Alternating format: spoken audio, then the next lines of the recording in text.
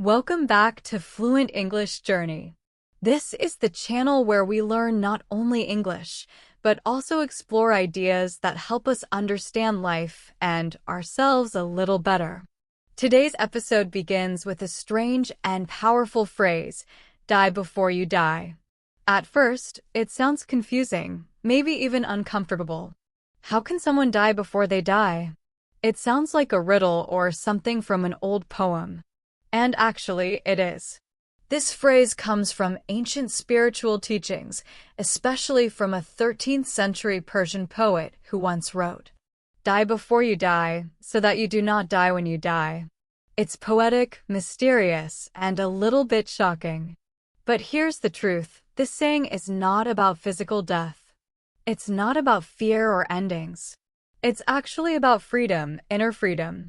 What this phrase really means is to let go of the parts of ourselves that keep us small, stuck, or unhappy. It's about the death of the ego, not the body. It's about the end of false stories we tell ourselves and the birth of something real, peaceful, and alive. Think of it like this. Have you ever reached a point in life when you wanted to start over? Maybe after a breakup, losing a job, or just one quiet evening when you looked in the mirror and thought, "Who am I? How did I become this version of me?" That moment, that feeling is the beginning of dying before you die. It's the first step toward transformation. It's the small voice inside you that whispers, "It's time to change. It's time to wake up." Different traditions talk about this idea in different ways. In Sufi mysticism, it means surrendering the ego to find your true self. In Stoic philosophy, it means facing life and death with wisdom and calm. In Buddhism, it means letting go of attachment and illusion. Even modern psychology agrees real growth happens when we face our fears and our patterns instead of running from them. Why does this matter? Because most of us live on autopilot. We repeat the same thoughts, the same routines, the same reactions every day. We play roles, the strong one, the nice one, the successful one, the helpful one. And yes, those roles help us survive. But sometimes, they also trap us. We forget who we are underneath all the masks. We start living more for others than for ourselves. So this episode is an invitation, not to physically die, of course, but to let go. To question the stories you've been told about who you are. To ask yourself, are they still true? Are they still mine? Or have I outgrown them? As we continue, I'll share some reflections and stories that can help you explore this idea gently, honestly, and clearly. You'll also keep improving your English as we go, because language and self-understanding often grow together. So take a deep breath. Let's step into the unknown together. Let's begin the journey of learning what it means to die before you die. Because before we can let go of who we think we are, we first have to ask one simple but deep question. Who am I really? Most people answer with things like, I'm a teacher. I'm a mother. I'm from Brazil. I'm an introvert. I'm a perfectionist. I'm the one who always puts others first. And all those answers are fine. They describe what we do or how we act. But they're not the full picture. They're the surface. So let's look deeper. Let's explore what lies beyond the labels, beyond the names, beyond the roles. Because that's where real freedom begins, when we stop being who the world told us to be and start becoming who we truly are. Let's go a little deeper. Earlier, we asked the question, who are you? And maybe you answered with things like, I'm a student. I'm a mother. I'm from Brazil. I'm shy. I'm hardworking. Those are all socially acceptable answers. They sound right, don't they? But if we look more closely, we notice something interesting.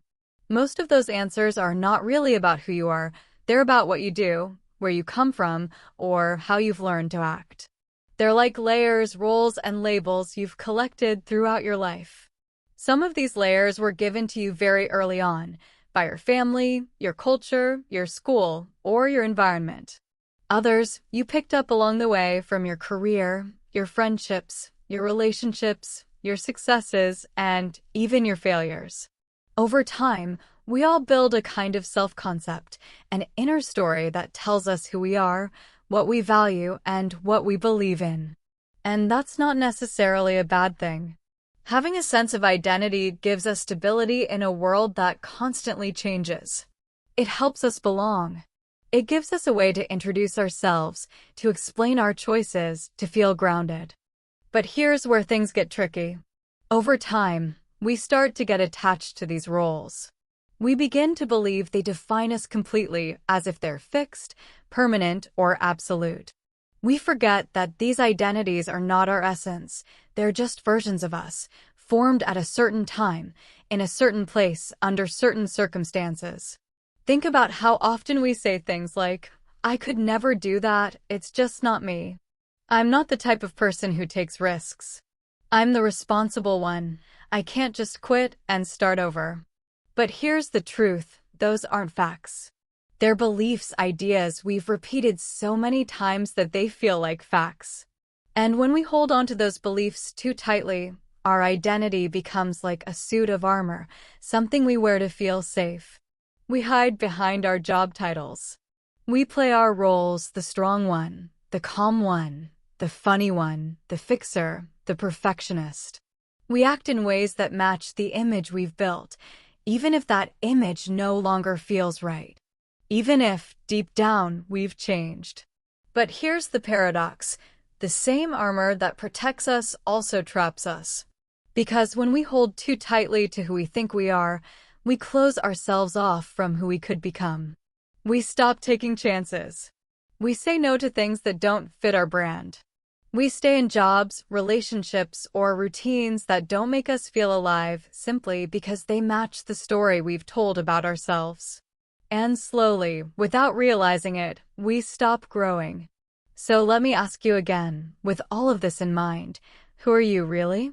If you removed the labels, if you weren't defined by your job, your country, your gender, or your personality type, what would be left? That question takes us to something deeper. The idea of the ego. Now, when most people hear the word ego, they think it means arrogance or pride. But in psychology, the ego is something different. It's the part of your mind that creates and maintains your sense of self. It's the voice that says, "I am this. I am not that. People like me don't do things like that." It's constantly comparing, analyzing, defending, trying to protect the image it has built over time. And the ego's main job is survival. It wants to keep you safe, comfortable, and consistent. It's not your enemy, it's just doing what it was designed to do. But problems start when we begin to mistake the ego for our true self. When we start to believe that the collection of roles, labels, memories, and preferences that make up our identity is all that we are. Because the truth is you are much more than that. You are not a fixed character following a rigid script. You are constantly changing, evolving, and unfolding. Just like nature, just like seasons, just like life itself. The self is not a static thing, it's a process. And when we understand that, we open the door to transformation, to growth, to a freedom that feels lighter and more real than anything the ego could ever promise. So maybe dying before you die simply means this: letting go of who you think you are so that you can discover who you really are beneath the stories, beneath the labels, beneath the mask. You are not a fixed person. You're a dynamic being, always growing, learning, changing. Every day, in small ways, you're becoming someone new. But if we want to live with more freedom and authenticity, we have to stop clinging to the identities that no longer serve us. We have to start exploring what's underneath them, the deeper, quieter part of us that doesn't depend on labels or approval. Now, let's be honest, this isn't easy. Letting go of an old identity can feel like a small kind of death, because our roles often become our comfort zones. If you've always been the high achiever, who are you without the awards, the grades, the constant praise? If you've always been the caregiver, who are you when you finally put your own needs first?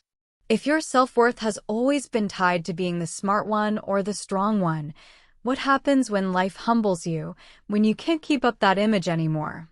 These questions can feel uncomfortable, even scary. But here's the beautiful truth. Something deeper always remains. Beneath the surface roles and stories, there is a quieter self, a part of you that isn't performing, pretending, or proving anything. A self that doesn't need validation because it already feels whole. And that is what die before you die really means. It's not about destroying yourself. It's about releasing the illusions you've mistaken for who you are. It's about taking off the costume so you can finally feel the air on your skin. So here's a question to reflect on. What parts of your identity feel natural, and what parts feel like performance? Take a moment. Be honest with yourself. Because in the next part of our journey, we'll talk about what it really means to let go, not to collapse or disappear, but to make space for something more honest, more fluid, and more alive. Death of the ego.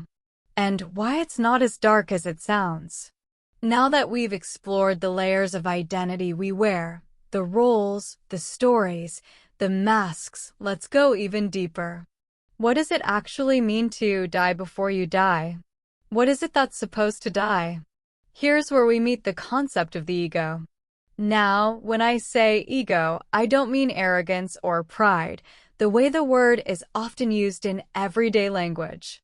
I'm talking about something much more subtle and much more universal.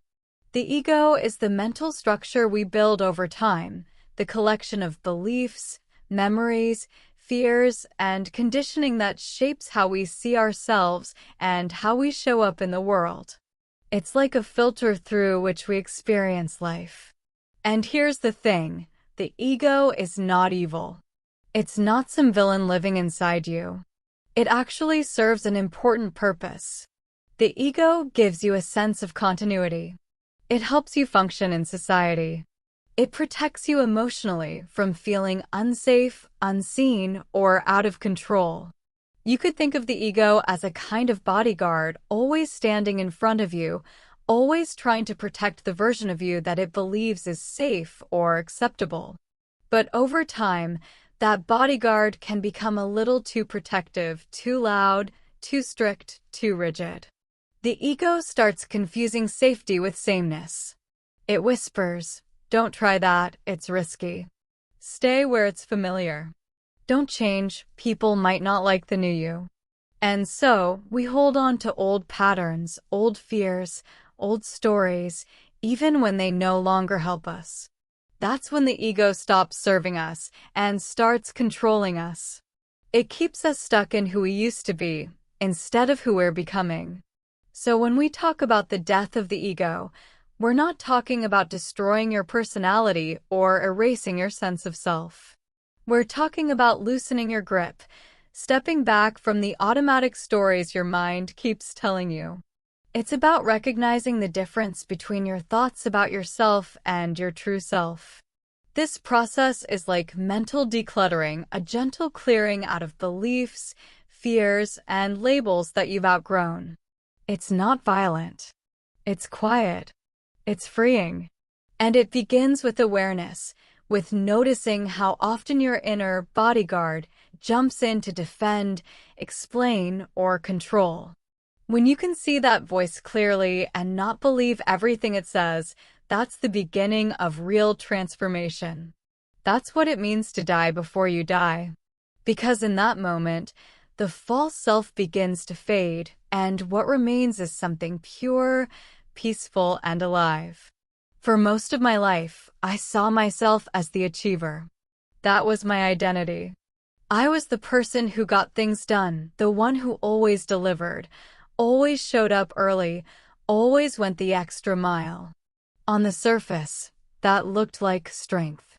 And in many ways, it was. That achiever mindset helped me build skills, set goals, and feel confident in my abilities. But underneath all that drive was something else, something I didn't notice for a long time. Fear. A fear of not being enough. A fear that if I stopped trying, even for a moment, People would stop seeing me, that I would disappear. So I kept pushing. I worked harder than I needed to. I said yes to everything, even when I wanted to rest. I measured my worth by how much I could produce, achieve, or prove. And I didn't even realize I was doing it. Because the achiever had become so much a part of me that I couldn't imagine who I'd be without it.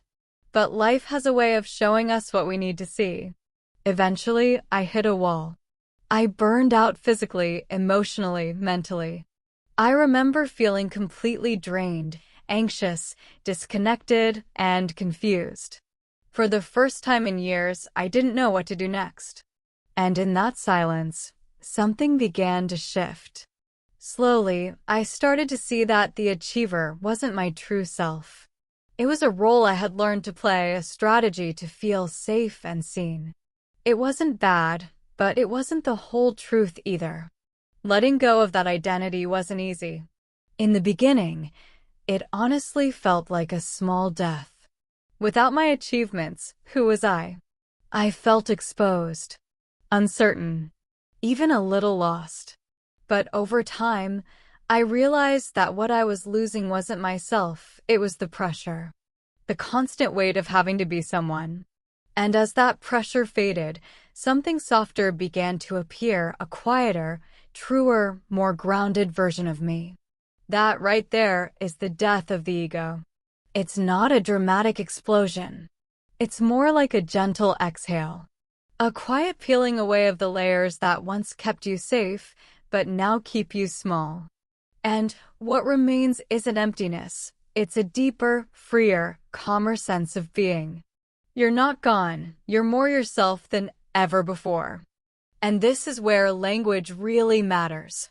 When we say, let go of what no longer serves you, we're not talking about rejecting everything in your life. We're talking about recognizing the beliefs, behaviors, and mindsets that once helped you survive, but now hold you back. Maybe it's the story that says you always have to be strong. Maybe it's the belief that you're not creative. Maybe it's the habit of judging yourself every time you feel sad, tired, or uncertain. These are ego defenses. They're not flaws. They're patterns you learn to protect yourself. But they're not permanent. They can be released. The ego is not made of stone. It's more like a costume you've been wearing for so long that you forgot you had it on. And once you notice it, you can begin to take it off, slowly, gently, piece by piece. So if you're listening right now and thinking, I've always been the peacekeeper, or I've always been the independent one, or I've never been the kind of person who takes risks, ask yourself this. Is that really true? Or is that just something I've gotten used to believing? Because dying before you die is really about dying to those fixed identities. It's about letting go of who you thought you had to be so you can finally become who you really are. And that's not dark or grim. It's actually liberating. Because when you stop clinging to the ego's narrow version of yourself, you make space, wide, open, beautiful space, for a life that feels more real, more peaceful, and more alive. So here's a reflection for you as we move forward. What identity are you still holding on to, not because it feels true, but because it feels familiar? And if you could set that identity down, just for a moment, who might you become? Quieting the inner noise. Let's take a pause. Not just in this episode, but in ourselves. Let's slow down, take a breath, and notice what's here. Because transformation doesn't happen through rushing or forcing. It begins in stillness. It begins when we finally stop trying to become and allow ourselves to simply be. Quieting the inner noise. Before anything can truly change, before we can let go, move forward, or even see ourselves clearly, we have to face something that's always there but rarely noticed, the constant stream of thoughts running through our minds. We all have it, that inner voice. Sometimes it sounds like us. Sometimes it echoes the voice of a parent, a teacher, or someone we once wanted to please. It talks all the time. It gives opinions, makes judgments, replays old conversations, and plans imaginary ones that may never happen. It worries, compares, criticizes, and predicts. It's like a radio that never turns off. Always narrating, always analyzing, always thinking. And while it might seem normal, just part of being human, that endless mental chatter shapes how we experience life. It can fill our days with tension, anxiety, and noise. It keeps us stuck in loops of overthinking and self-doubt, constantly chewing on the same worries over and over. Think about how much energy it takes to replay the same problem again and again without ever finding a real answer. That's rumination, like chewing a piece of gum long after it's lost its flavor. You keep going out of habit, even though it's giving you nothing new. We do this with everything: mistakes, regrets, choices, relationships, what people think of us, what could go wrong. We overanalyze. We second-guess. We rehearse and review every detail until we're drained. But here's the question we rarely ask ourselves: is this helping me? Thinking isn't the enemy. In fact, our ability to think and reflect is one of the greatest gifts of being human. But when our thoughts become noisy, when they start running the show instead of guiding it, we lose touch with something deeper: our natural clarity, our calm awareness, our presence. So, what's the alternative? Should we try to stop thinking? Not really. That's almost impossible. The goal isn't to silence your mind. The goal is to observe it, to create a little space between you and your thoughts.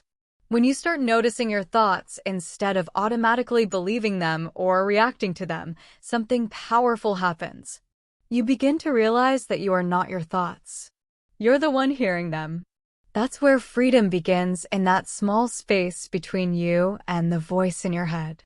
Try asking yourself, when was the last time I just noticed my thoughts without reacting to them? You might be surprised at what you find when you try. Most of us go through life identified completely with our thoughts. If the voice in our head says, "You're not good enough," we believe it. If it says, "This is going to go wrong," we tense up. But what if you didn't? What if you could just notice the thought, let it pass, and stay grounded in the present moment? That's where certain practices can help. Mindfulness, for example, is one of the simplest yet most powerful ways to train this awareness. You just sit, breathe, and watch. You don't try to stop the thoughts or control them. You simply notice them coming and going like clouds drifting across the sky. Another tool is journaling. Not the neat, polished kind where you try to write beautifully, but the raw, honest kind where you pour everything out onto the page. You write what's in your head so it doesn't have to stay trapped there. When you put your thoughts on paper, you start to see them for what they are: temporary, passing, not absolute truth. The page becomes a mirror, showing you that the storm in your mind is made of words and memories, not facts or fate. Over time, this simple act of observing, whether through mindfulness or journaling, begins to change everything. You start to feel a quiet underneath the noise. A space opens up where you can breathe, respond instead of react, and live more consciously. And that's the beginning of real inner freedom, not by fighting the mind, but by finally understanding it. The liberating power of letting go. Sometimes the simple act of writing things down creates space. When you take what's swirling around in your mind and put it on paper, something shifts. Suddenly, you can see your thoughts instead of being lost in them. You start to notice patterns: which thoughts are rooted in fear, which ones are echoes of someone else's voice, and which ones, if any, truly come from you. This awareness alone is powerful. It shows you that not every thought deserves your attention. Some thoughts are just noise. Others are outdated rules or old stories that no longer fit who you are today. Another way to quiet the mind is through the breath. It sounds simple, almost too simple, but it works. Try pausing right now and taking 3 slow, deep breaths. Inhale deeply through your nose. Exhale gently through your mouth. That's it. It might not seem like much, but even that small act can interrupt the constant stream of mental chatter. It can bring you out of your head and back into your body, back into this moment. Because your breath is always now. It doesn't live in the past or the future. It anchors you in the only place life actually happens, the present. What's important to remember is this: none of these practices, mindfulness, breath work, or journaling, are about getting rid of your thoughts. The goal isn't to stop the mind. It's to remember that you are not your thoughts. You are the awareness behind them. You are the one who watches them come and go. And when you can remember that, when you can observe the mind without getting swept away by every worry, judgment, or fear, something begins to open inside you. You start to sense a stillness beneath the noise. A quiet space within yourself that has always been there, waiting.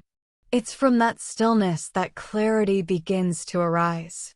Creativity flows more easily. Real self-awareness takes root. You start noticing how many of your thoughts are based on old fears or outdated beliefs, things you might have learned long ago but never questioned. You realize the mind often resists change, not because change is bad, but because the ego feels safer when things stay the same, even if the same is no longer making you happy. So here's a gentle challenge. The next time you feel anxious, overwhelmed, or stuck in a loop of overthinking, don't try to fix it. Don't try to think your way out of it. Just pause. Take a breath. And watch what's happening inside you. Notice the thoughts, but don't chase them. Notice the emotions, but don't fight them. You'll be amazed by what begins to shift when you stop reacting and start observing. The storm of thoughts may still swirl, but suddenly you're not in the storm, you're watching it from a calm distance.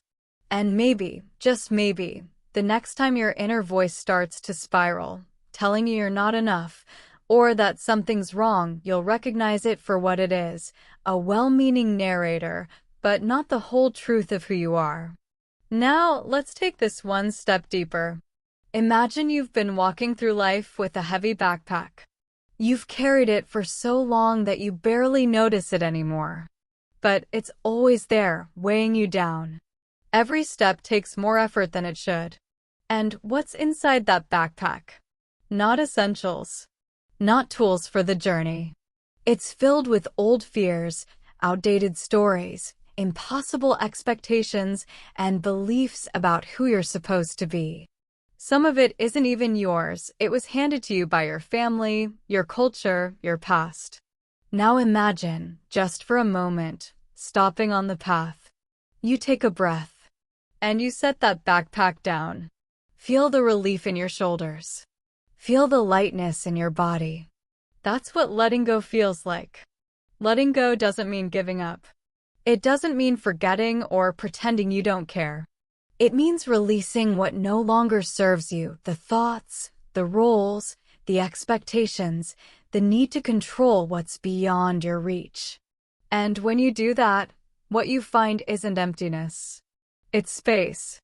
Space to breathe. Space to rest. Space for something new to grow. Letting go is not weakness. It's one of the deepest forms of strength. Because it takes real courage to stop holding on, especially when the things you're letting go of once made you feel safe.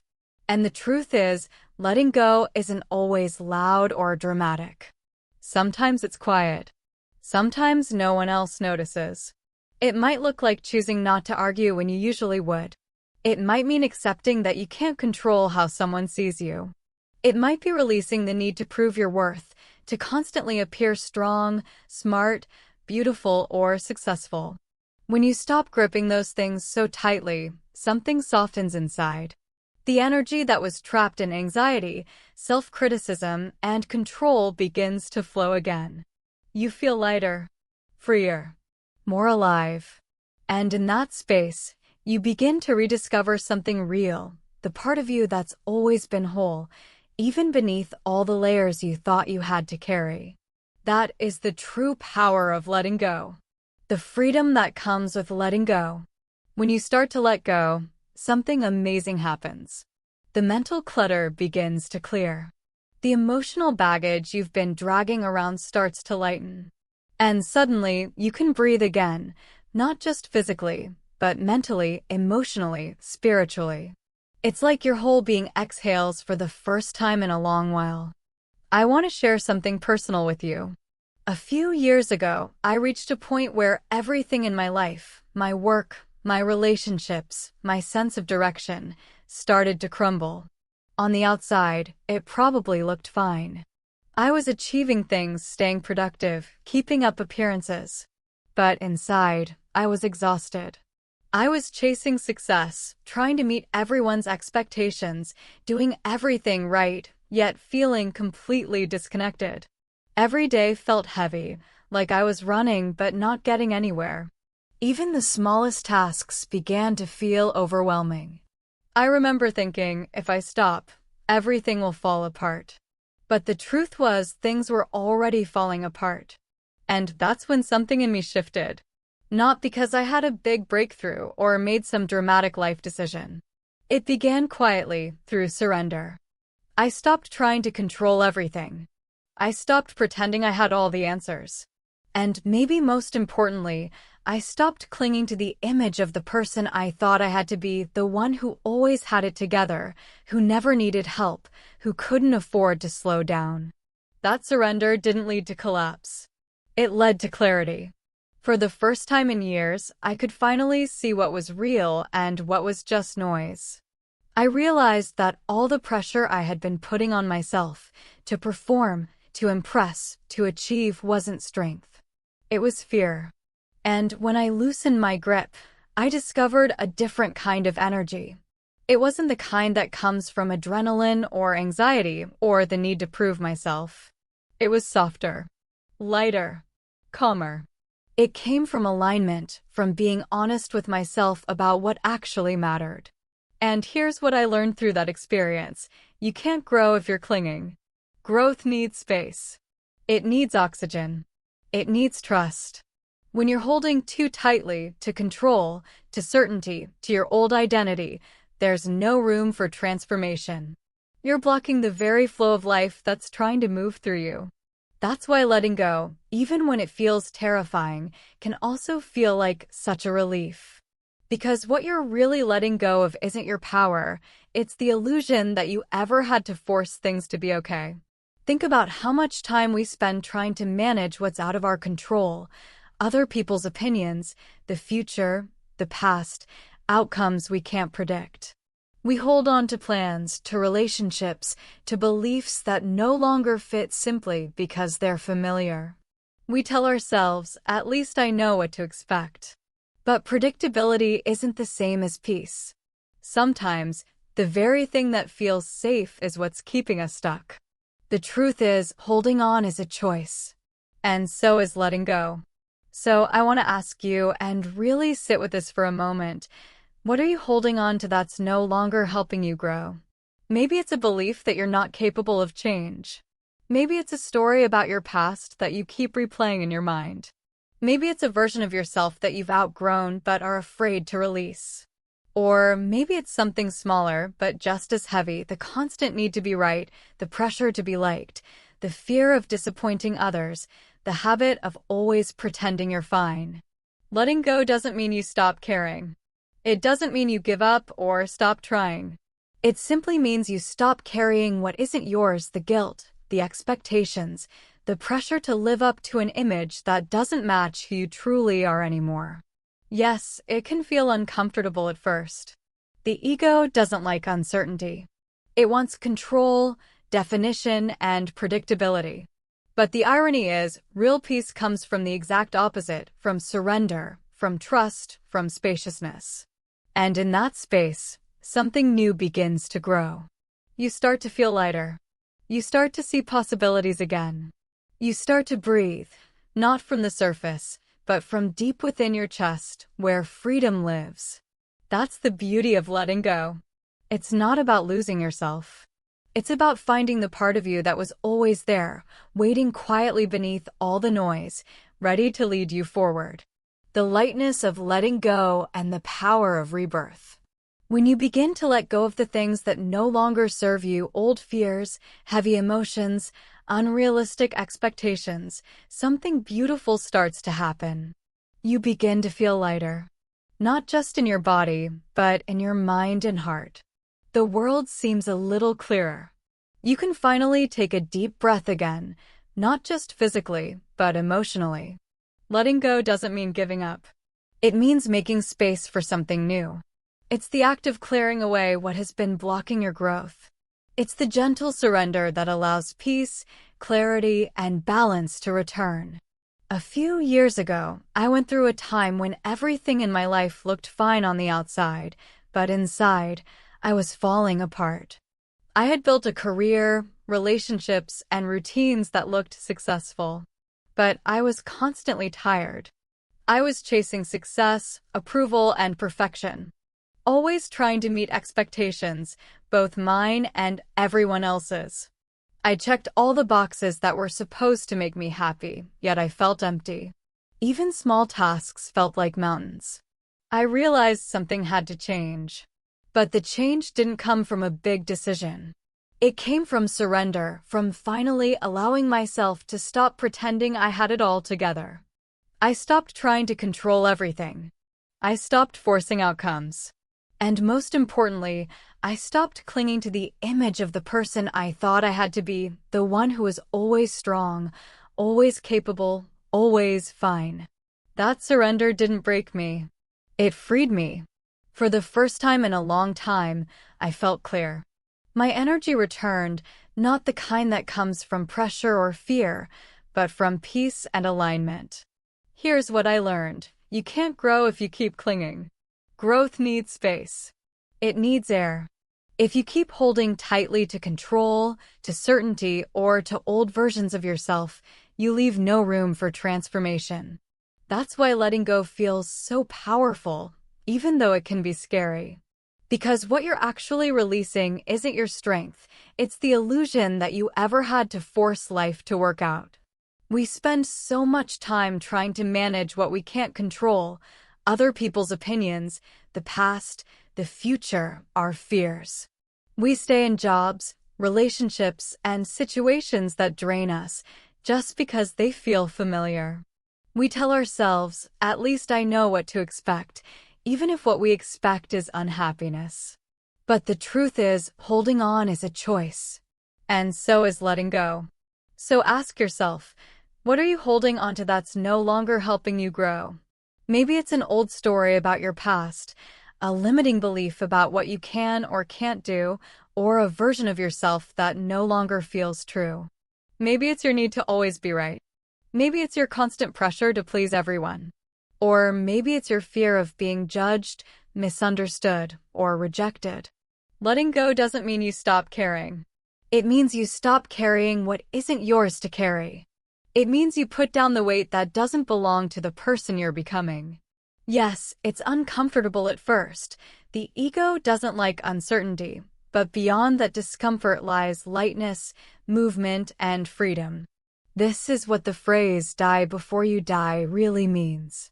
It's not about physical death, it's about letting the old parts of you dissolve, the parts that block your true life from shining through. It's the death of the masks, the false stories, and the emotional walls you've built to feel safe. It's about ending the patterns that keep you small.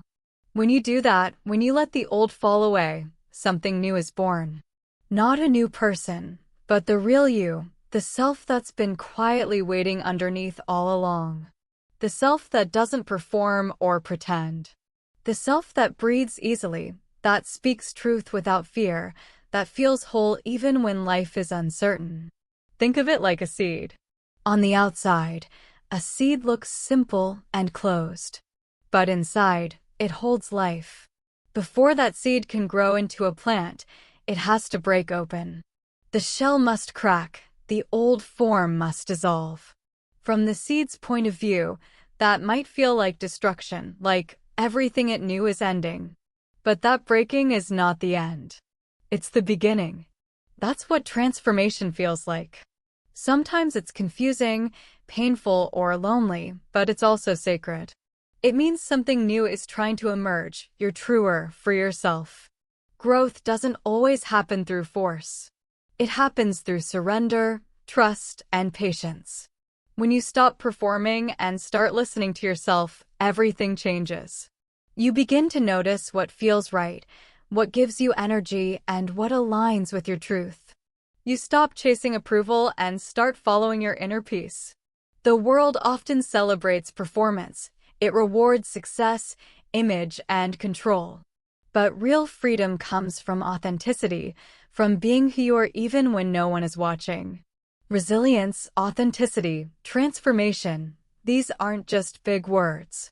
They are the natural results of letting yourself break open and grow again. Resilience means trusting that something stronger can grow from what was once broken. Authenticity means living in a way that reflects your inner truth, not your outer image. Transformation means becoming more of who you already are, the version of you that feels whole, grounded, and alive. So as you move forward, ask yourself gently, what am I ready to release? What am I ready to outgrow? And what might open up for me if I simply put down what no longer fits? Remember, not everything you carry is meant to be yours forever. Some things were meant to be lessons, not life sentences. Becoming more fully yourself. It's not about turning into someone new. It's about becoming more fully you. People sometimes ask, if I let go of all the roles, the habits, the image I've built, won't I disappear? I understand that fear deeply. It's scary to imagine losing the identity you've spent years creating. But here's the truth, when you take off the mask, you don't disappear. You finally appear. You stop hiding behind expectations, and for the first time, you start being visible as your real self, the one that has always been there underneath all the layers of performance and protection. This is the real gift that comes from what some call dying before you die. It's not a disappearance. It's a return to yourself.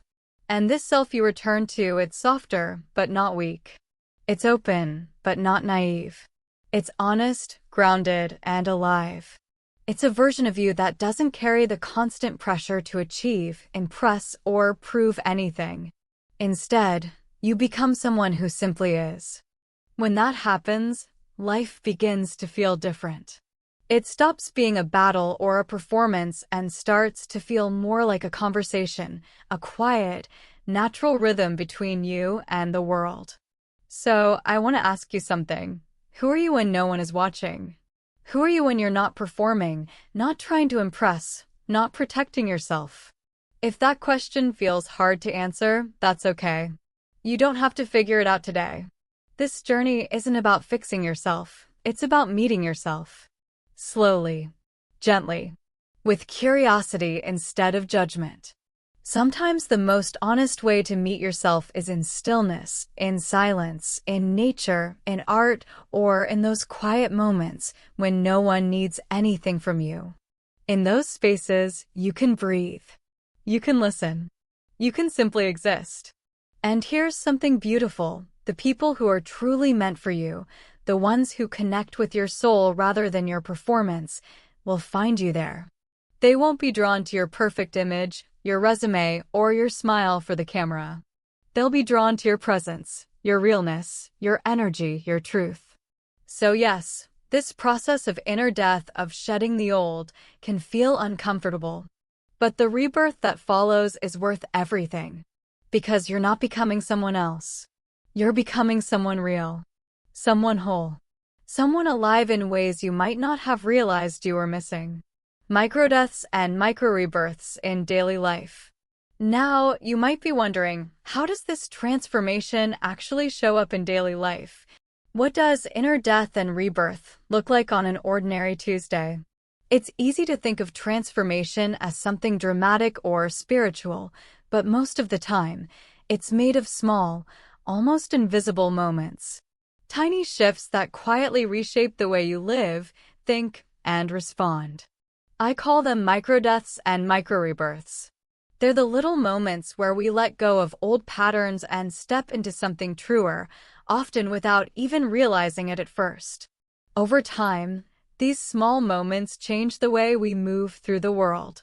Let me give you a few examples. Maybe it's saying no to a request that drains you even when guilt whispers that you should say yes. That's a small death, the death of the old habit of pleasing others at your own expense.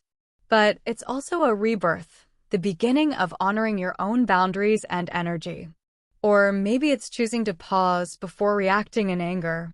In that pause, the old version of you that used to defend or attack begins to fade, and a calmer, wiser version of you begins to take shape. Sometimes it's simply allowing yourself to rest when your mind says you should keep pushing. That's a small act of surrender, a micro-death of the belief that your worth is measured by productivity. It could even be forgiving yourself for something from the past, releasing the guilt that's been weighing on you for years. That's not just a micro-death, that's liberation. All of these little moments add up. Over time, they shift the foundation of your inner world. You start to notice more space inside you. You breathe easier. You feel lighter. Transformation rarely announces itself with fireworks. It happens quietly, in the choices you make every day, in how you treat yourself, in what you say yes or no to, in how you allow life to unfold. And each time you let go even a little, something new is born in its place. A softer truth. A deeper peace. A clearer sense of who you really are. So maybe the journey isn't about chasing a grand breakthrough. Maybe it's about learning to notice and honor the small ones, the micro-deaths, the micro-rebirths, the quiet, beautiful moments of becoming more you. Micro-deaths, micro-rebirths, and the everyday practice of change. Sometimes growth doesn't look like a big breakthrough or a sudden transformation. Sometimes it looks like something small, something so subtle you might almost miss it. A tiny decision. A quiet pause. A moment where you choose differently than you did before. Maybe it's saying no when you've always said yes. That small no can feel uncomfortable, even scary, like a little death of your old self, the one who tried to please everyone, who always put others first no matter how drained you felt. But that same no is also a rebirth, the beginning of learning to respect your own time, energy, and emotional space. Or maybe it's changing a habit that no longer serves you. That might mean something simple, like taking a new route home to clear your head, or something deeper, like releasing a way of thinking that's been keeping you stuck. Every time you interrupt an old pattern and choose a new one, you're practicing this inner cycle of death and rebirth. Even something like apologizing, really, sincerely apologizing, can feel like a small death. It asks you to let go of pride, to release the image of always being right or perfect. But that small death gives birth to something new, humility, connection, and honesty. And that's where real growth begins. Of course, none of this is about literal death. It's about letting go of the automatic impulses, the urge to control, to defend, to react. It's about slowing down enough to ask yourself, am I reacting out of habit or am I acting with intention? That single question is powerful, because most of us go through life on autopilot. We react the same way we always have, not because it's right, but because it's familiar. We follow the same emotional paths, replay the same arguments in our minds, and repeat the same behaviors without realizing we have another choice. But the moment you pause, even for a few seconds, you create space. And in that space, you have the power to choose differently. That's where transformation begins. Growth, though, isn't comfortable. It often feels messy, awkward, or even painful. You might feel vulnerable or uncertain. But that discomfort is not a sign of failure. It's a sign that something inside you is shifting. Again. Every time you let go of an old reaction, a limiting belief, or a familiar comfort zone, something new awakens inside you. Those are micro-deaths, the shedding of old skin, and what follows are micro-rebirths, the quiet emergence of a more authentic version of you.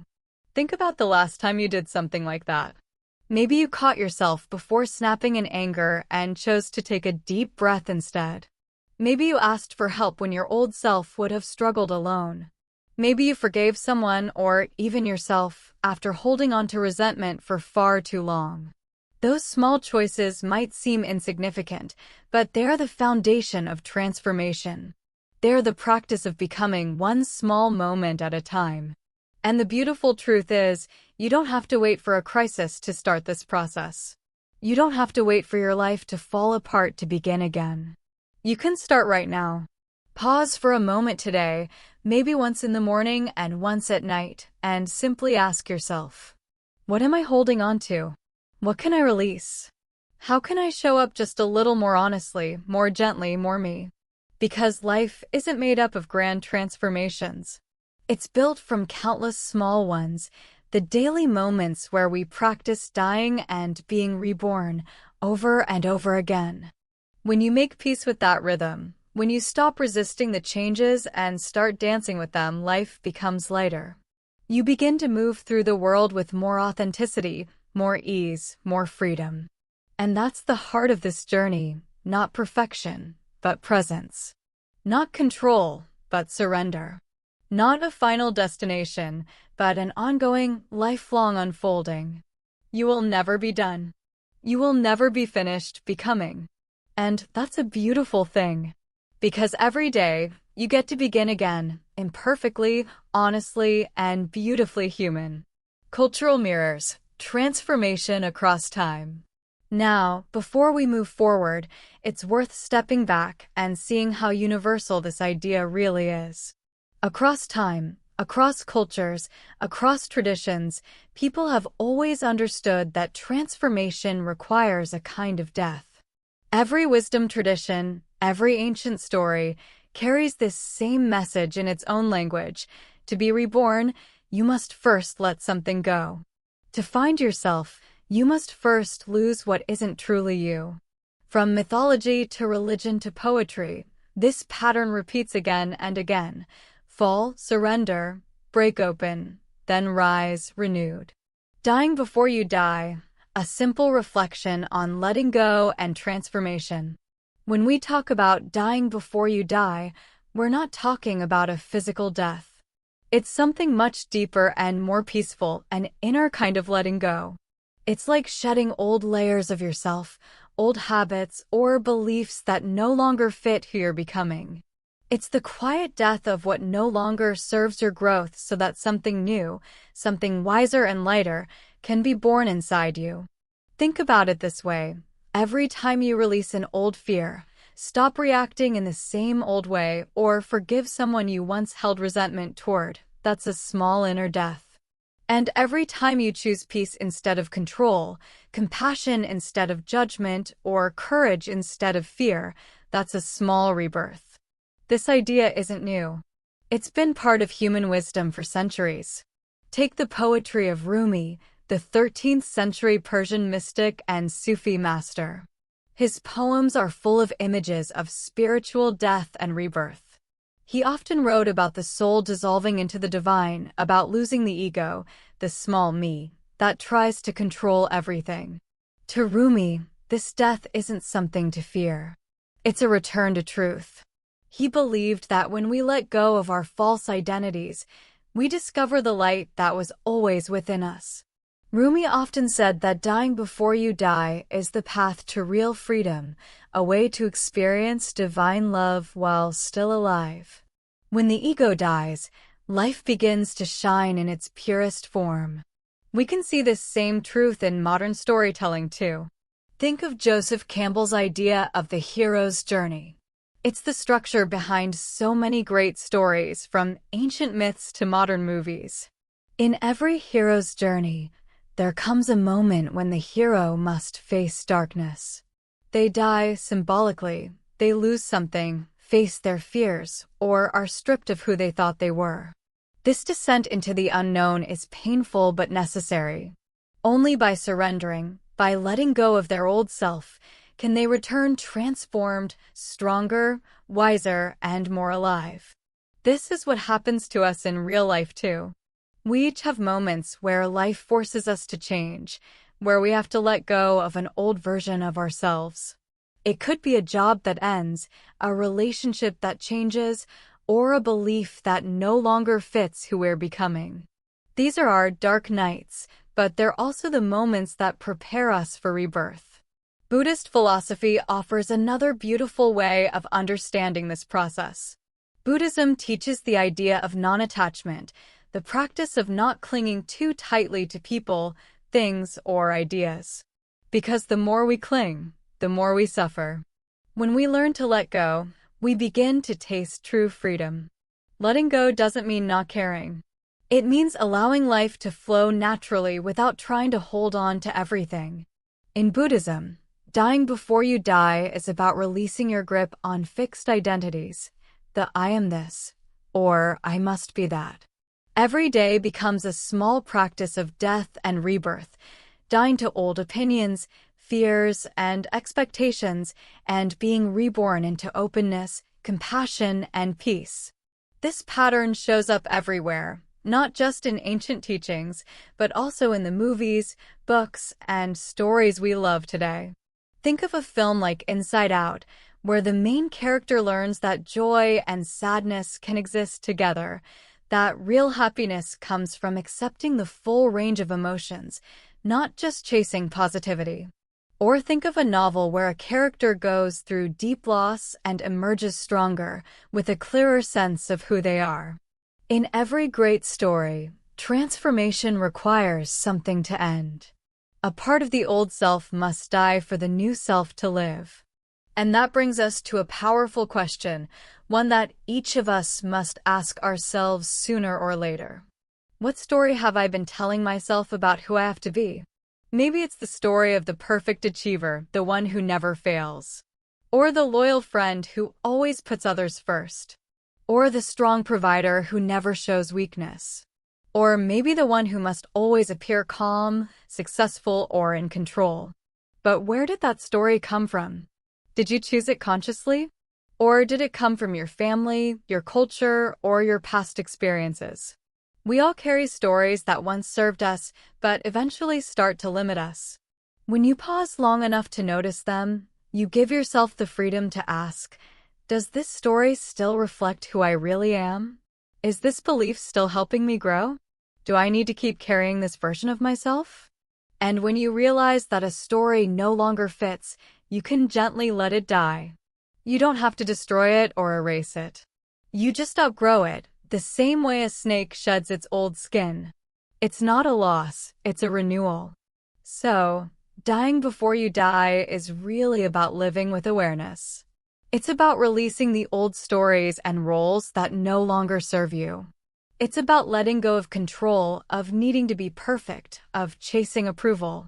And in doing so, you make room for something more real, a more authentic, peaceful, and alive version of yourself. Because every ending hides a beginning.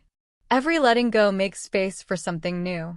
And every inner death opens the door to a quiet, radiant rebirth. To die before you die, the art of letting go and truly living. And maybe, when we finally begin to let go of the old stories we've been telling ourselves, we can start to write new ones, stories that are freer, truer, and more alive. Because transformation isn't just about changing what we do. It's about changing the story we live by, the story that shapes how we see ourselves, others, and the world. When that inner story shifts, everything else begins to shift too. The way we act, the way we love, the way we move through life, all of it starts to change from the inside out. In that sense, dying before you die isn't just a personal process. It's something deeply human, a shared experience that connects us across time, culture, and history. Every person who has ever grown, healed, or awakened has walked this same path of letting go. It's a reminder that to truly live, we must be willing to release what no longer serves us. As we come to the end of this reflection, I want to leave you with a thought, one that has guided many seekers, thinkers, and ordinary people through their own journeys of transformation. The phrase, "to die before you die," is not about giving up. It's not about loss or despair. It's about waking up to the truth of who you really are, beyond the noise of fear, pride, and ego. Think for a moment about your ego, that busy, protective part of you that wants to control how others see you, that wants to be right, that fears being wrong, that tries to keep you safe. The ego isn't bad or evil, it's just limited. It's like a small shell that protects you for a time. But eventually, you outgrow it. Letting go of the ego isn't the same as destroying it. It's about expanding your sense of self. It's realizing that you are more than your thoughts, more than your roles, more than your achievements or mistakes. You are something larger, something vast, steady, and deeply alive beneath it all. When you release the ego, you don't disappear. You expand. You open up to a richer, fuller experience of life. It's like a butterfly emerging from its cocoon. The cocoon isn't wrong, it was necessary. But it's not meant to last forever. When it falls away, the butterfly doesn't lose itself. It finally becomes what it was always meant to be. So here's a question to carry with you. What would change if you truly believed that nothing essential about you could ever be lost? Think about that. Nothing real, nothing truly you, can ever be taken away. Not your inner light, not your capacity to love, not your deepest truth. Those parts of you remain, even when everything else changes. They wait quietly beneath the noise of fear, beneath the surface of daily life, ready to be rediscovered. When you live with that trust, that nothing essential can be lost, the fear of change begins to soften. You stop seeing endings as failures. You start seeing them as beginnings in disguise. You realize that every loss, every challenge, every uncomfortable change is actually an opening, a doorway to something new. Every ending carries the seed of a beginning. Every death carries the promise of new life. You don't need to have all the answers right now. This journey, the journey inward, is not a straight path. Some days will feel smooth, others confusing. Sometimes you'll feel awake and clear, other times you'll feel lost or uncertain. But that's okay. That's part of the process.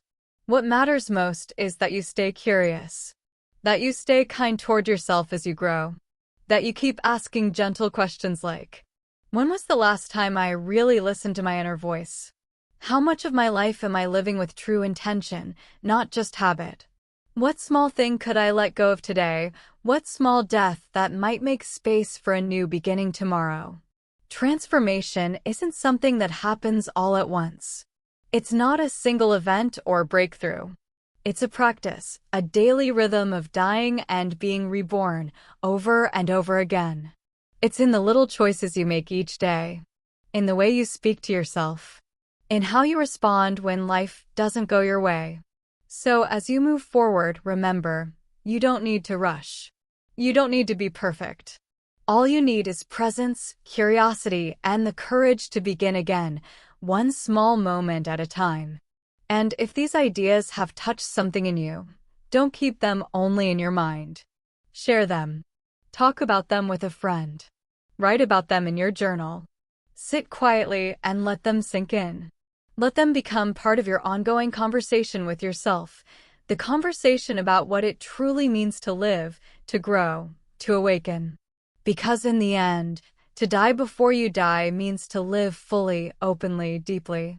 It means to let go of who you think you're supposed to be, so that you can finally become who you already are. Thank you for walking this path with me today. Until next time, keep exploring, keep growing, and keep rewriting your story. One breath, one word, one moment at a time.